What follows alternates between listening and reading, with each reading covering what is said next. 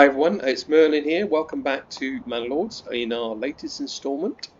February in year 5, although I think the year begins in spring, so I think as soon as it turns over to March we will be into year 6, so 5 full years of playing.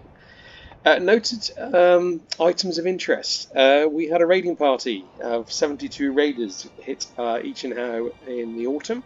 Thankfully, due to treasury funds and the number of people living in each and how, their attacks were thwarted, and the subsequent influence meant that we were able to claim our 3rd region, which is what we're looking at now, the Zwei. You may remember the Zwei is also very fertile for farming, so the first thing that went in place was some farms. It's going to probably be a farming community rather than kind of like an industrial, purely on the grounds that we can use pack stations to move stuff about. On the subject of pack stations, there was a bit of an interest as well, in the sense that I was transferring between the other 2 villages planks to get charcoal, and some unknown reason my plank supply in one of my villages completely drained. Now, it later transpires that in each month you have 1 transaction per your own regions, but you can obviously 1 each side, so I can go from village 1 to village 2 and village 2 to village 1, both in the same month.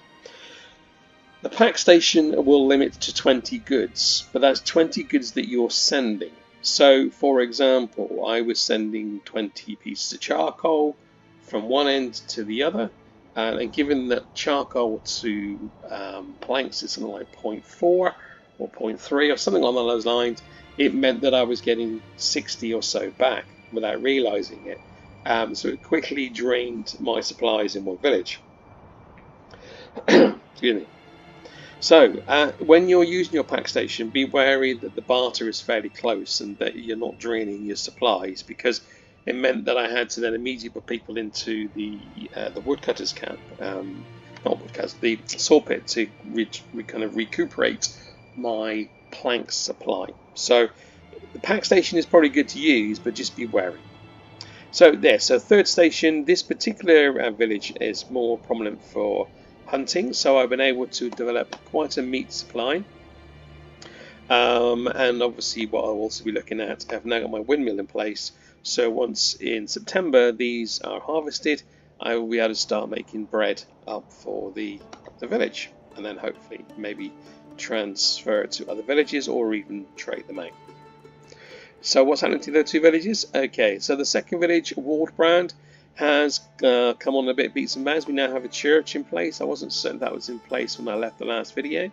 And I've been building some more houses. You can see there's some more stalls coming on here quite nicely. With regards to the housing, I've kind of taken the viewpoint, where possible, to have the when you set it up, you rather than having a single thin line, you can stretch it out slightly, and you have like an annex, which means you have more people living in that particular plot. So as you can see here, we have 2 families residing in the 1 plot. Now that should then hopefully increase our vegetable supply in due course. So although some of them will probably stay as singular, and these ones are for things like your artisans, there will be some that I'm trying to construct where you are slightly wider, having an annex, and then obviously that then helps with your number of people that are doing the work. And again, a lot of these long ones are either chicken coops or vegetables, or even goat's hides, so you can obviously build your hides up. Next call for this is to try and get Waldbrand up to where are we? Small town, and to do that we need to have another burgage plot at level 2 and 3 at level 3. So we're going to need a tavern at some point in place.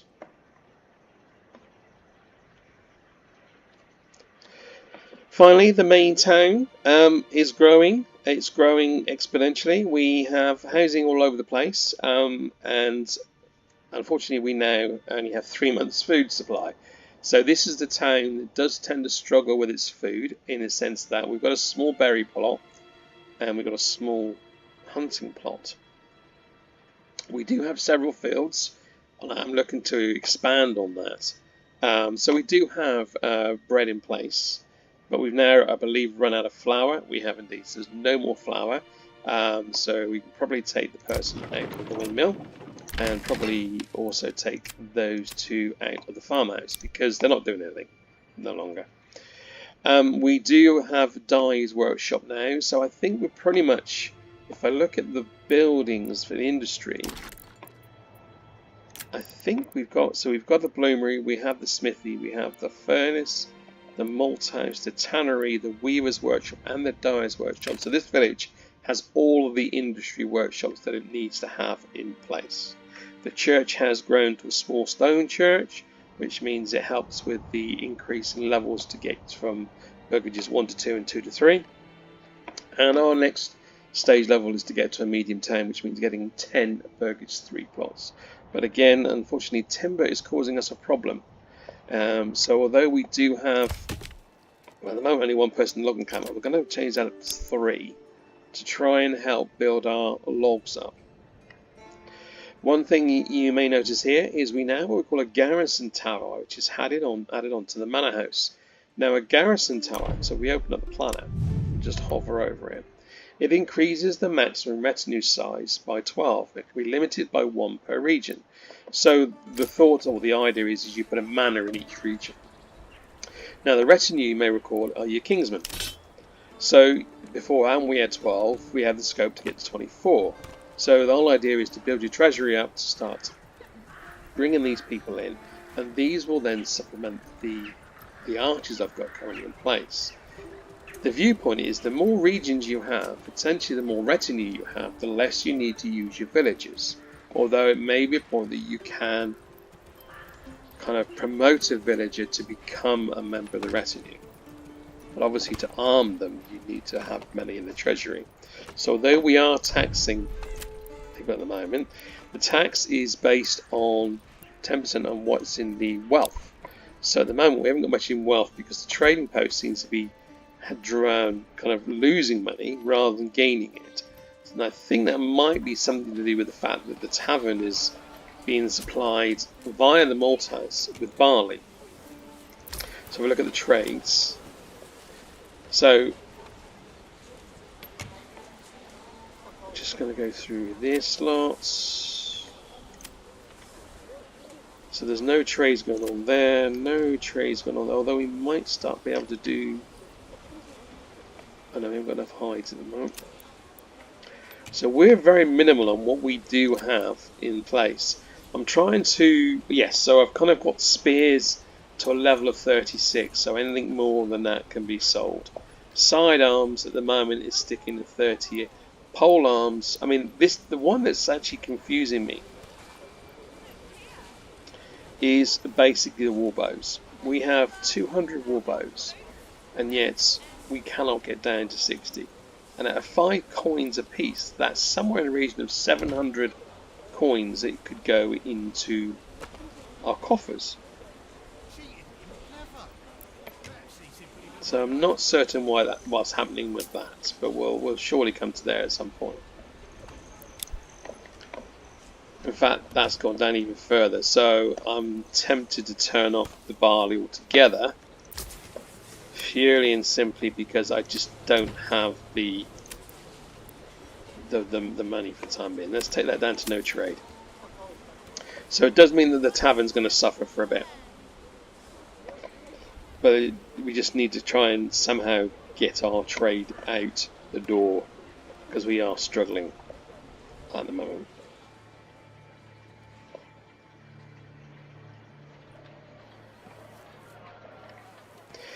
So those are our 3 villages as we stand.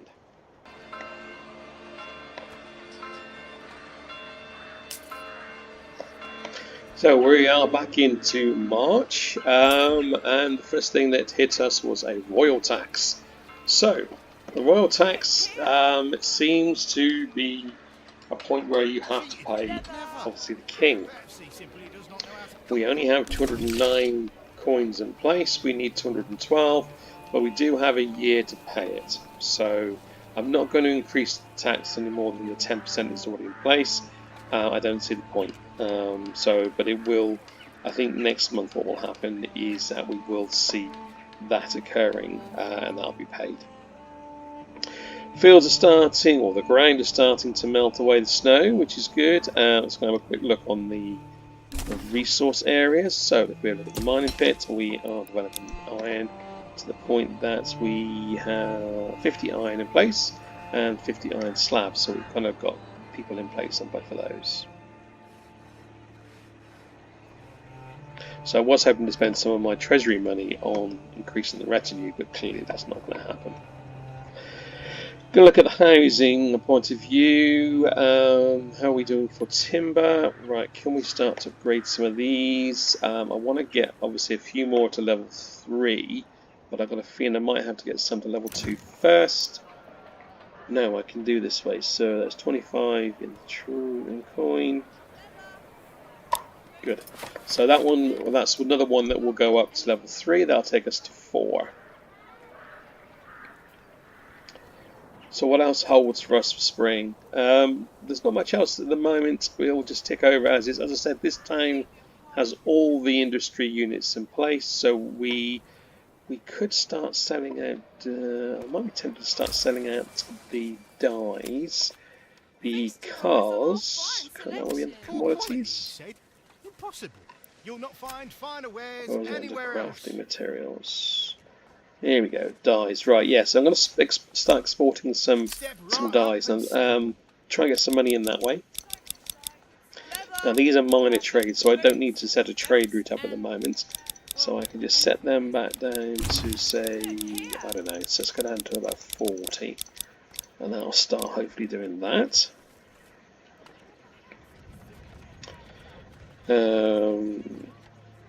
We're exporting clay, but I don't really need to do that anymore, so take the clay off.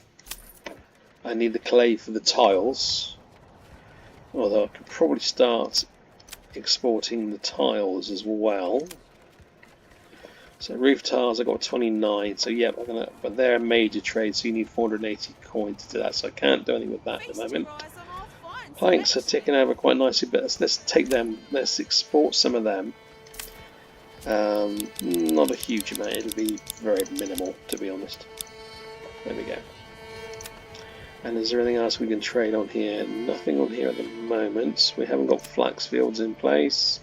Bread we need, we're running very low on bread, which would suggest our food supplies, 3-month food supplies left, so we are going to be very, very tight when it comes to the fields. However, I'm hoping, yes, forager hut can now have someone else in place. And how's the hunting hut coming along? They've already got 2 people in place there as well, so we can certainly look to increase that. In fact, I'm going to put a 3rd one in there to try and keep our food supply up.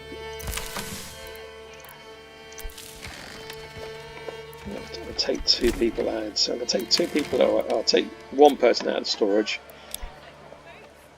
If you get messages up here saying that there's not enough, the excess storage is being held in certain buildings, just increase the number of people in the storage and you should be okay.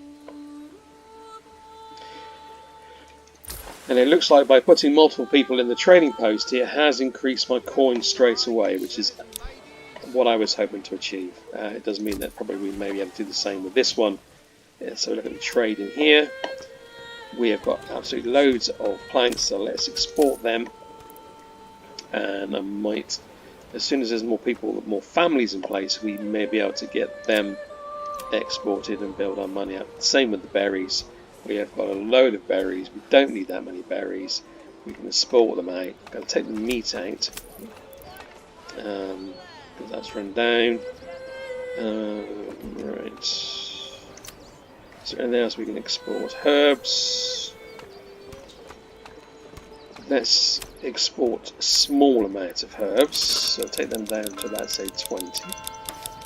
24 and a half. And we can start doing shoes now as well, although we need 116 coin, which we've not quite yet got enough. So that's our next, because we're building shoes in the back of the building, getting the cobblers here, which is quite handy. So we get the leather in and the meat, and that's giving us our shoes. So we should hopefully be soon there. So we'll see how we're doing for. We probably might have to build some more housing.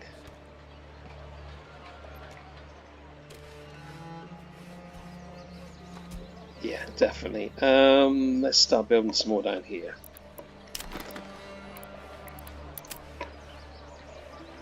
And again, I'm going to try and do as I did before. Brilliant. There we go, and just keep doing that. So you've got more people into place. So there's 2 more buildings there. That'll start to be ticking over. We're now into April. And as I thought earlier on, it is the beginning of year 6. So the spring is when your year begins.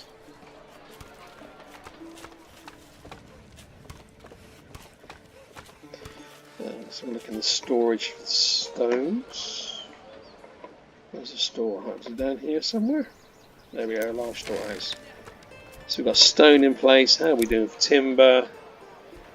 Still only 1 timber.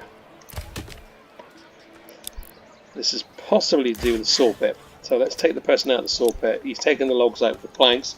We don't need to worry about that for the time being. Want to concentrate on building the timber up so we can get to the point of starts to build the manor. Location number 3.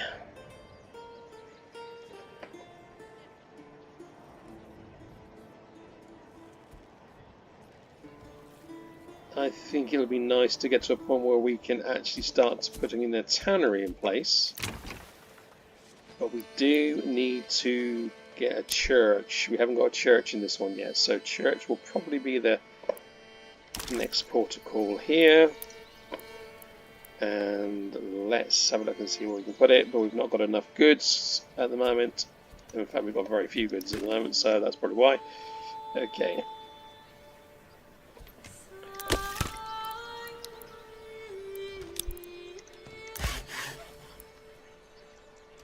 Let's put some in the next level. Clearly we need planks by the look of it. Yeah, we've got no planks, no timber coming in.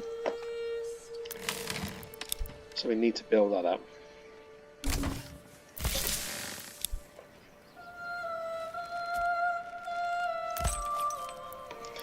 And we are unable to build this up to a small stable at the moment because we don't have the money to get another oxen.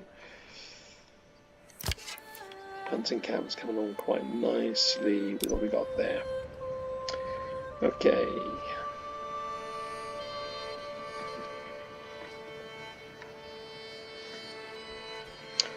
So back in the main village, we are definitely at struggle point again. We're down to 2 months worth of food.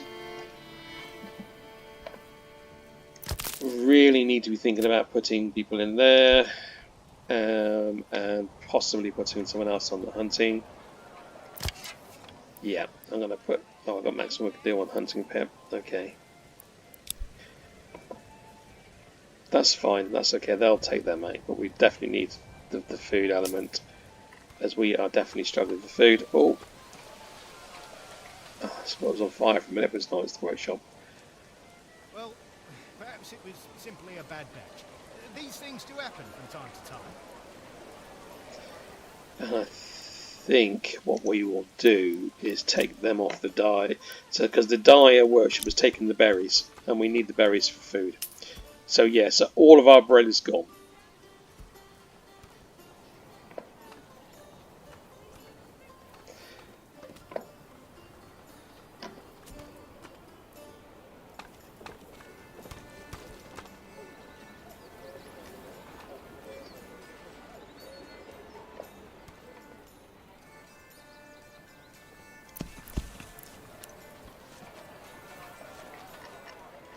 So we're going to send some berries over to Each and Harrow. In return, we need charcoal. Yeah, that'll do fine. So we're going to send 20 berries over. Who's we got in place? Waiting. So that one will go. That should be hitting at the door very soon. So we should hopefully then take berries from us and send them across to Although we need someone in there. That's why. Right. Okay. So we should be looking to send berries over to each of them as well. Okay. So now we've got a bit more money in the treasury. I'm going to look to customize the retinue by buying another person. So we now have 8.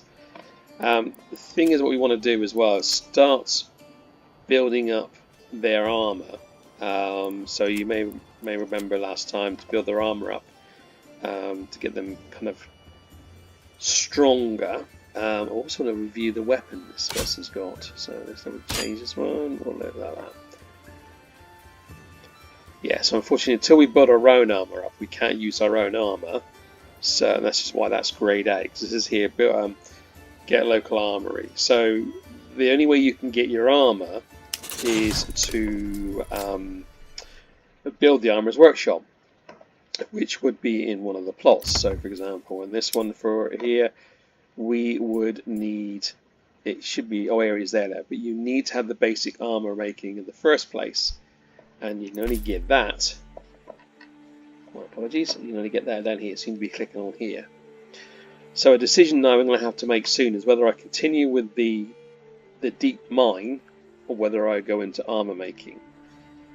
I'm tempted to go into armor making, although I might save that for one of the other villages. So the good thing as well with regional wealth.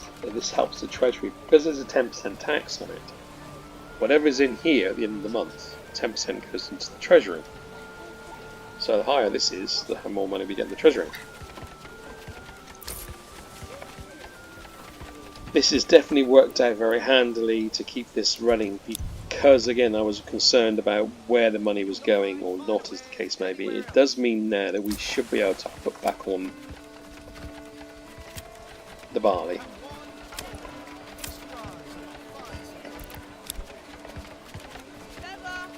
And that should keep the tavern happy for a little while.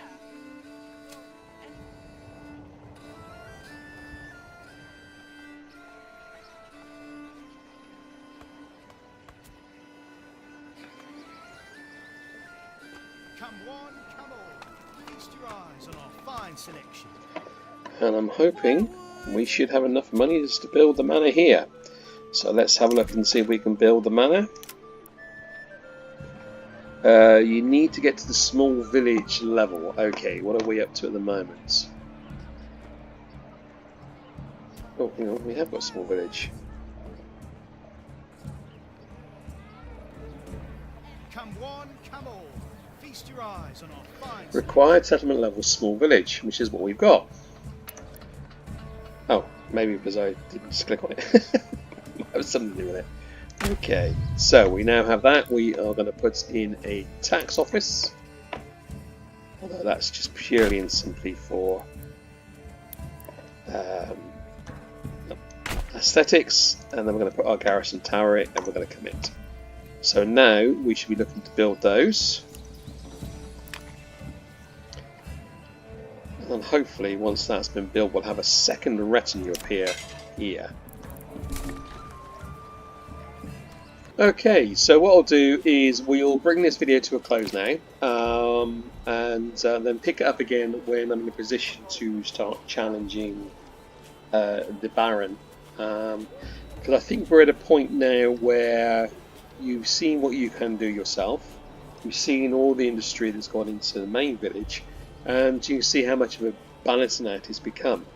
So what I will do now is I will grind on through until I'm at a point where I can get my army raised up and start challenging the Baron, and at that point we'll then resume content. In the meantime, I hope you've enjoyed what you've seen today, and as always, if you've got any questions then please put them in the comment section, and also click like and subscribe. It does help the channel as well, so if you do like to see what we see. Other than that, enjoy the game and I shall see you in the next video.